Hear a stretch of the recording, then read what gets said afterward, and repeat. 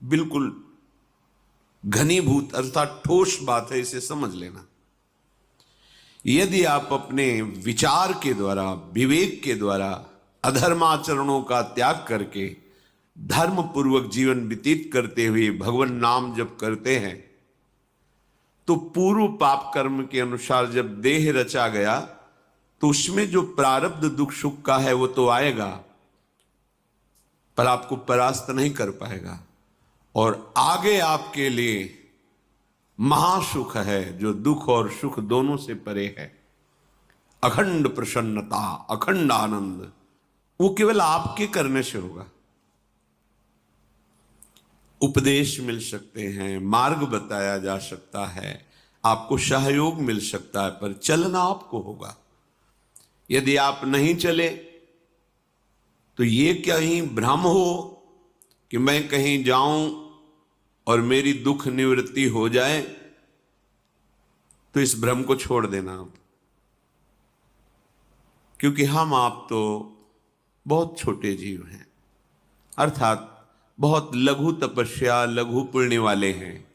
हम उन महापुरुषों की बात करते हैं जिन्होंने आजीवन ऐसा तप संचय किया, फिर भी उनके शरीर में भारी से भारी दुख देखे गए।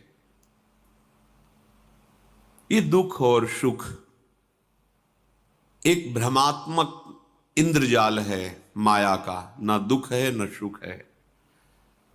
जैसे जो सपने सिर काटे कोई, बिन जागे दुख दूर न होई। ऐसे स्वप्न में तुम चक्रवर्ती सम्राट बन जाओ तो जगने पर तुम थोड़ी रहोगे, तुम जो हो वही होगे। हम भगवान के चिदानंद अंश हैं।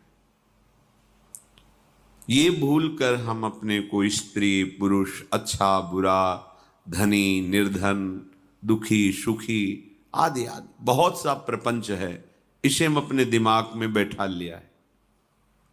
जब तक आप ये प्रपंच नहीं छोड़ोगे तब तक आपको सुखी कोई कर ही नहीं सकता, क्योंकि दुखालयम नाशवान संसार का तो तुमने अस्तित्व रखा है।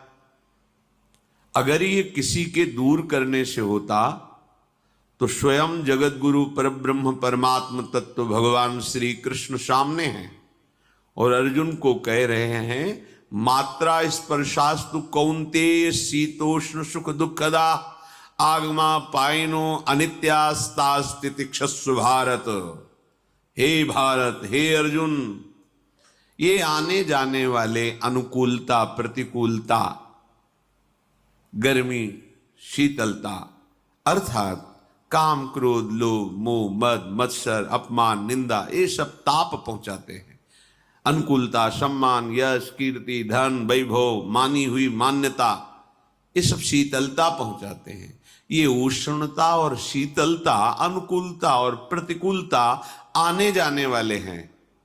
भगवान ये नहीं कह रहे मैं मिटा दूंगा, कह रहे तास तितिक्षस्व भारत। हे अर्जुन, ये तुम्हें सहना होगा।